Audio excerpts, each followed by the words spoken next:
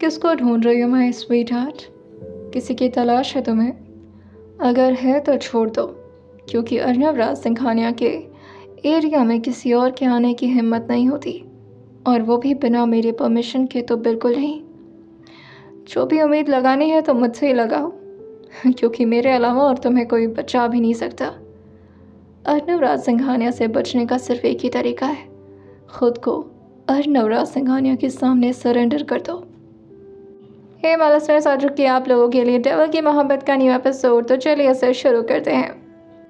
अब तक की कहानी में आप लोगों ने सुन लिया था कि संजना जो इस वक्त अर्नब की गोद में थी, वहीं उसकी नज़र जो एक बार मेहर पर पड़ती है और फिर नीचे गिरे हुए उस गन पर, और वो उस गन को देखकर मेहर को अपनी आंखों से ही कुछ इशारा करती है। मेहर भी उसकी बातों को समझ करके अपनी पलक झपका करके उसको जवाब दे देता है। संजना जो अपना चेहरा फिर से मायूस बना करके अर्नब को देखने लगती है। संजना को लगा था कि अर्नब जो फिर से उसे अपने ही रूम में लेकर जाएंगे, मगर अर्नब तो इस वक्त संजना को मेंशन से बाहर लेकर आ रहे थे। संजना जो थोड़ा घबराते हुए कहती है, कहाँ जा रहे हैं हम लोग? अर्नब जो उसकी तरफ एक बार घूर कर देखते हैं और फिर उसे गाड़ी की पैसेंजर सीट पर बैठाते हुए कहते हैं, कुछ ज़्यादा ही हिम्मत आ गई तुम्हारे अंदर। कहाँ से लाती हो इतनी हिम्मत? जो अर्नब के सामने उसके अपने मॉम डैड की भी बोलने की हिम्मत नहीं होती। तुम्हें ज़रा भी डर नहीं लगता ना मुझसे? वो उसके सामने झुकते हुए ये बात बोल रहे थे। संजना कुछ जवाब दे पाती कि इससे पहले ज़ोर से अर्नब दरवाज़ा बंद करते हैं और कार के ड्राइविंग सीट पर आकर बैठ जाते हैं। जैसे उन्होंने गाड़ी स्टार्ट की थी, पीछे से अपने आप ही बॉडीगार्ड्स तुरंत ही अपनी गाड़ियों को स्टार्ट करके उसमें बैठ जाते हैं और मेंशन से रवाना हो जाते हैं। अर्नब की गाड़ी जहां आगे आगे चल रही थी, वहीं उनके बॉडीगार्ड्स की गाड़ी जो उनको कवर की हुई थी। संजना जो अर्नब का जवाब देना चाहती थी, मगर अर्नब उस पर ज़रा भी फोकस नहीं कर रहे थे। अर्नब जो बहुत ही बेसुध होकर के गाड़ी चला रहे थे, जैसे उन्हें कितनी जल्दी हो अपनी मंजिल पर पहुंचने की। वो अपने कानों में ब्लूटूथ लगाए हुए थे। वो अपने ब्लूटूथ को हल्का सा टच करते हैं और तभी दूसरी तरफ से आवाज़ आना शुरू हो जाती है। वो आवाज़ किसी और की नहीं बल्कि मिश्रा की थी, यानी उनके असिस्टेंट। दूसरी तरफ की आवाज़ सुनते ही अर्नब बहुत ही स्ट्रिक्टली पूछते हैं, सारी अरेंजमेंट हो गई है ना?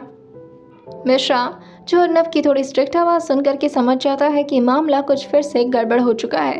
वो अपना सर जल्दी में हाँ में हिलाते हुए कहता है, सर सब कुछ आपके हिसाब से हो चुका है, जैसा जैसा आपने कहा था बिल्कुल वैसे ही।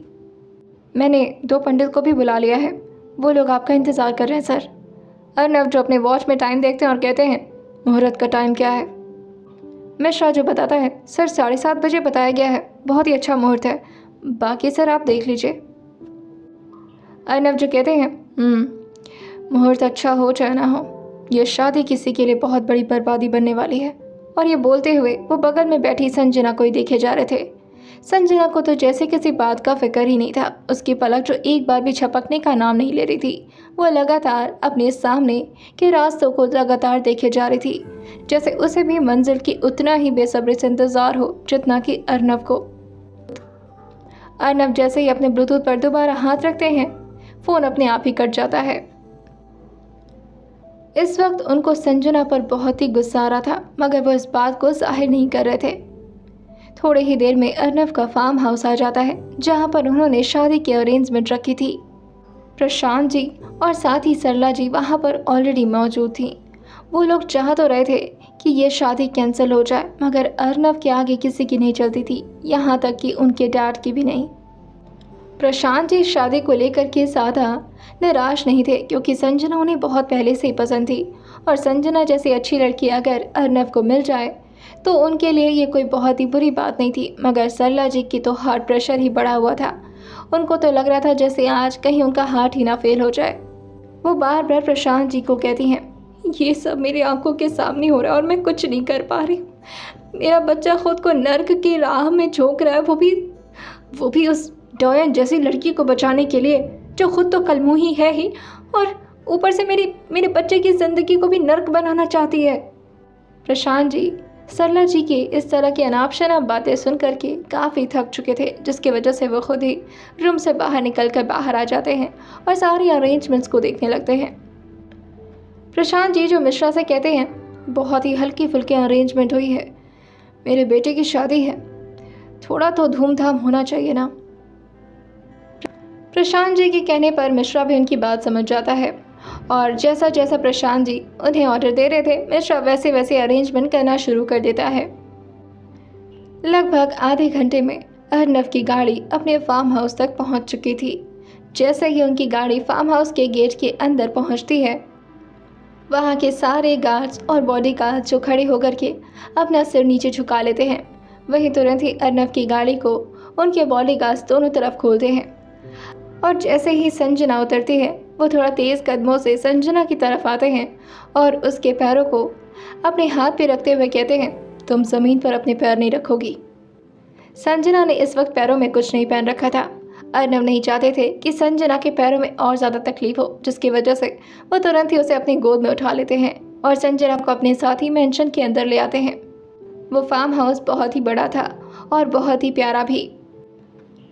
प्रशांत जी के कहने पर मिश्रा ने डेकोरेशन को और ज़्यादा धमाकेदार बना दिया था, जिसे देखकर ऐसा लग रहा था कि ये कोई नॉर्मल वेडिंग नहीं बल्कि ग्रैंड वेडिंग है।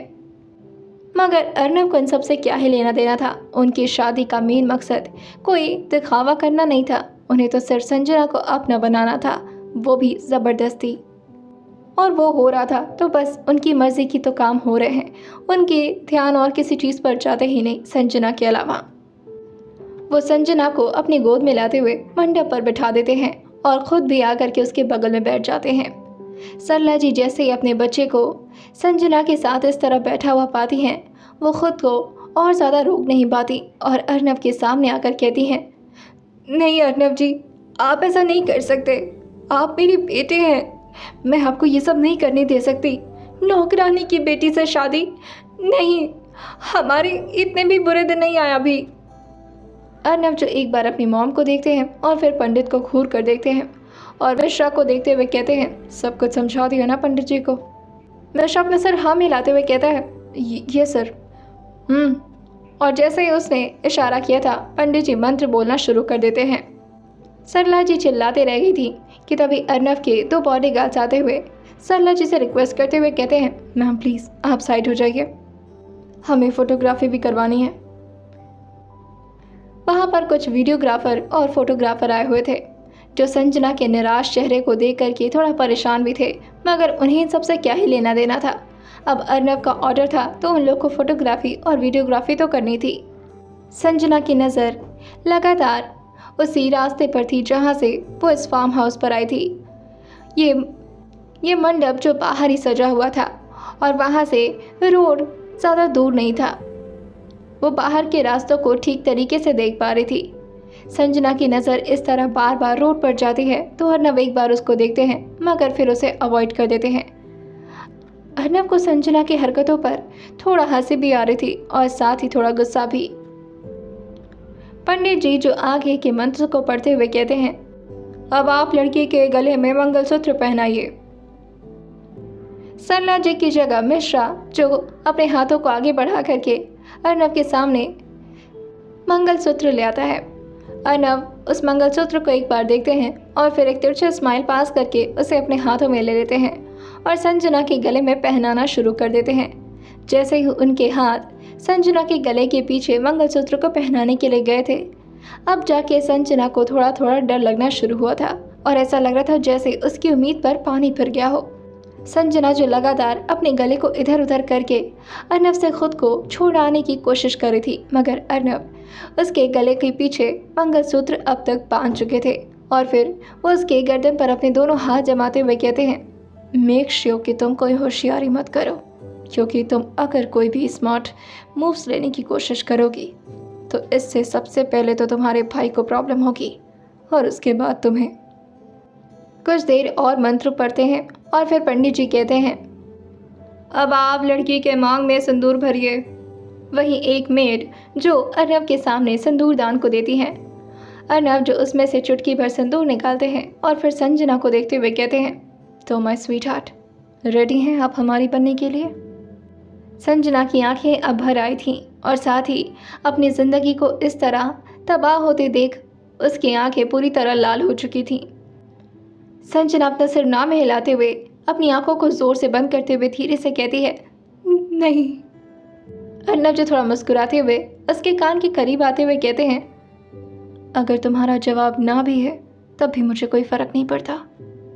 पूछना तो बस एक फॉर्मेलिटी थी। जो मैं तुम्हें बनाना चाहता हूँ वो तो तुम बनकर ही रहोगी, my sweet heart, my wife. और ये बोल करके अर्नब उसके मांग टीके को थोड़ा साइड करते हैं और उसके मांग में सिंदूर को लगा देते हैं। जैसे ही संजना के मांग में सिंदूर पड़ा था, संजना की आंखें ज़ोर से बंद हो गई थीं और वो अपनी मुट्ठी को भी कस के बंद कर लेती है। हाथ अर्नब का एक हाथ जो इस वक्त संजना के हाथों में था। संजना अपने नेल से ही अर्नब के हाथ पर बहुत ज़ोर से वार करने की कोशिश कर रही थी, मगर अर्नब को इतने तकलीफ़ की आदत आराम से हो चुकी थी, तो इसीलिए उसके हाथों के नेल्स अर्नब को ज़्यादा तकलीफ़ नहीं दे पाते। संजना जो एक बार फिर से उम्मीद भरी निगाहों से रोड की तरफ देखती है, मगर अभी भी उसे कुछ नज़र नहीं आता। अर्नब जो अब थोड़ा उसकी तरफ खिसकते हुए कहते हैं, किसे ढूंढ रही हो? किसकी तलाश में है तुम्हारी निगाहें? अगर तुम किसी को ढूंढने की कोशिश कर रही हो या उम्मीद कर रही हो कि कोई तुम्हें मुझसे बचाने आएगा, तो तुम बहुत बड़ी गलतफहमी में जी रही हो। तुम्हें क्या लगा था कि एक बंदूक के भरोसे तुम मेहर को इतनी ताकत दे दोगे कि वो मुझसे लड़ने आएगा? मेरे खिलाफ होने की हिम्मत है उसमें? जैसे ही संजना के कानों में अर्नब की ये डीप वॉइस पड़ती है, संजना की नज़र तुरंत ही अर्नब की तरफ घूम जाती है। अर्नब जो एक तिरछी निगाह करके एक बार संजना को देखते हैं और फिर वो सामने देखते हुए कहते हैं, मुझे गोली ना मारने का यही रीज़न था ना? तुम जानती थी कि अगर तुम मुझे वहाँ मारोगी तो तुम खुद भी मरोगी और साथ ही तुम्हारा प्यारा मेहर भी मरेगा। और तुम्हारे भाई का क्या ही हश्र होगा, वो भी तुम अच्छे से समझती थी। तो तुम्हें लगा कि अगर तुम ये बंदूक मेहर को उसके यूज़ के लिए दे दोगी तो वो तुम्हें बचाने आ जाएगा, वो भी मुझसे।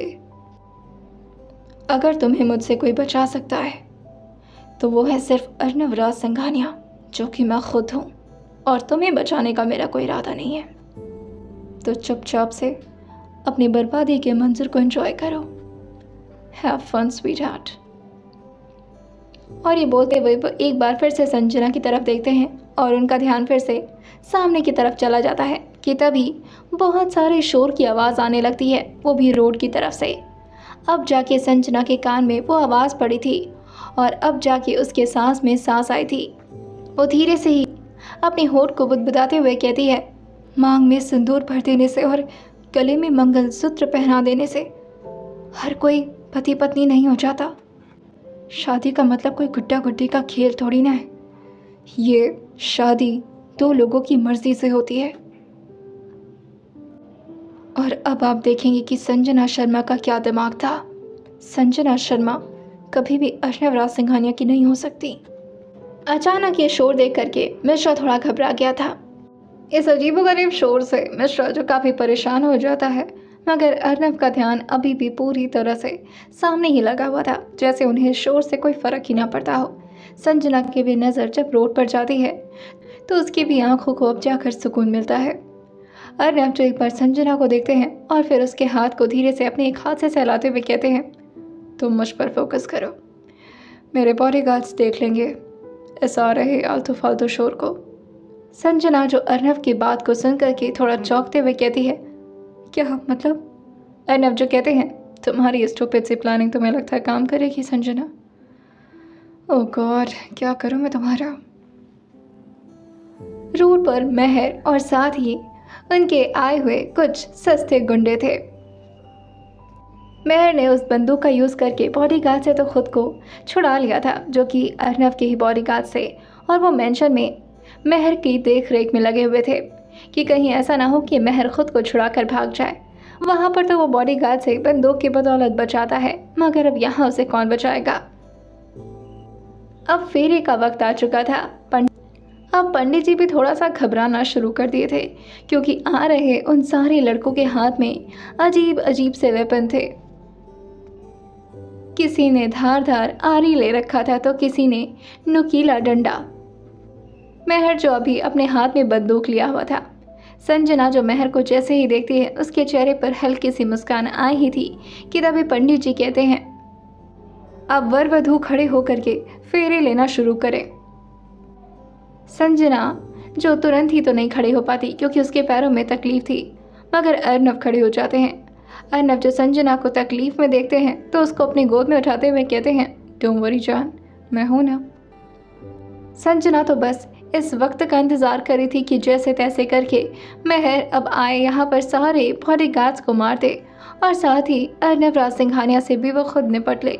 उसे पता नहीं क्यों ऐसी उम्मीद थी कि महर ये सब कुछ कर लेगा अपने उन सस्ते गुंडों के भरोसे।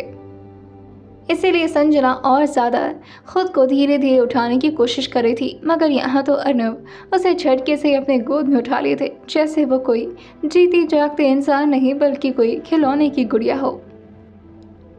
अर्नव जो संजना से कहते हैं, तुम्हारी ये प्लानिंग मैं कामयाब दो नहीं होने दूंगा जान। पंडित जी जो उन दोनों को देखते हुए थोड़ा धीरे से कहते हैं, मगर इस तरह से फेरे क्यों ले रहे हैं आप? अर्नव जो कहते हैं, मेरी बीवी के पाँव में तकलीफ़ है और मैं नहीं चाहता कि इस शादी के शुभ अवसर पर मैं अपनी बीवी को ज़रा भी तकलीफ़ दूँ, क्योंकि तकलीफ़ तो मैं शादी के बाद देने वाला हूँ। और ये बोल करके वो धीरे धीरे चलना शुरू करते हैं। पंडित जी जो सारे वचनों को एक एक करके पढ़ते हैं। पहला वचन, वधू वर से कहती है कि अगर वो कभी भी तीर्थ यात्रा या किसी धार्मिक जगह पर जाएं तो हमेशा उन्हें अपने साथ रखें। दूसरा वचन ये था कि वधू वर से कहती है कि वह उसके माता पिता का उतना ही सम्मान करे जितना वह अपने माता पिता का करते हैं। इस बात को सुनकर अर्नव जो संजना की तरफ देखते हुए अपने दूसरे फेरे को कंप्लीट करते हुए संजना से कहते हैं, मैं खुद के माँ बाप से भी ज़्यादा तुम्हारे माँ बाप की इज्जत करूँगा, यानी कि तुम्हारी माँ की इज्जत करूँगा। तुम्हारी इज्जत करूँगा या नहीं इसकी कोई गारंटी नहीं है। और ये बोल करके वो हल्का सा मुस्कुरा देते हैं। अब तीसरा फेरा शुरू हो गया था। पंडित जी जो तीसरा वचन सुनाते हुए कहते हैं, वधू वर से कहती है कि वह जीवन के तीनों अवस्थाओं यानी कि युवावस्था, प्रौढ़ावस्था और वृद्धावस्था में हमेशा उनका ध्यान रखें, किसी भी अवस्था में उन्हें छोड़ कर ना जाए।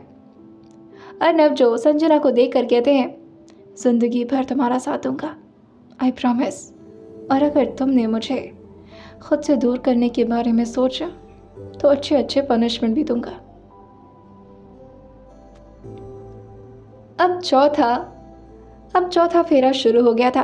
अर्नव जो अपनी गोद में संजना को लिए चौथा फेरा कंप्लीट करते हैं। पंडित जी जो चौथा वचन सुनाते हुए कहते हैं, वधू वर से कहती है कि वह अब तक घर परिवार की चिंता से मुक्त थे, लेकिन अब उसे परिवार की जिम्मेदारियों को निभाना होगा। अर्नव जो संजना को देखकर कहते हैं, मेरी पूरी जिंदगी मैं तुम्हारे नाम करता हूँ, तुम्हारी हर एक सांस का ख्याल रखना अब मेरी जिम्मेदारी है। अब तुम खुद का ख्याल करना छोड़ दो, मैं हूँ तुम्हारा ख्याल करने के लिए। पांचवा फेरा शुरू होता है। पंडित जी जो पांचवें वचन को बताते हुए कहते हैं, वधू वर से कहती है कि वह जीवन भर उसका साथ निभाए, उसके सुख दुख में उसके साथ रहे। अर्नव जो संजना को देखकर अपना सर हाँ मिलाते हुए कहते हैं, बिल्कुल साथ रहूँगा, कभी तुम्हारा साथ नहीं छोड़ रहा मैं और ना तुम्हें छोड़ने दूंगा। और ये बोलते बोलते वो अपने दांत को पीसने लगे थे। जहाँ यहाँ पर फेरे पे फेरे कंप्लीट हो रहे थे, वहीं बाहर मारकाट शुरू हो चुका था। मिश्रा जो अर्नव के बॉडीगार्ड को समझाते हुए कहते हैं, अभी तुम सिर्फ इन लड़कों को कंट्रोल करो, जब तक शादी कंप्लीट नहीं हो जाती है तब तक तुम लोग की तरफ से कोई भी वार नहीं होना चाहिए, ये सर का ऑर्डर है। वहीं मंडप में अब छठवां फेरा शुरू हो गया था। पंडित जी जो छठवां वचन पढ़ते हुए कहते हैं, वधू वर से कहती है कि वह उसे हमेशा प्रेम, सम्मान और सहयोग से रखेंगे। जैसे अर्नव ये सुनते हैं, अर्नव के चेहरे पर एक तिरछी स्माइल आ जाती है।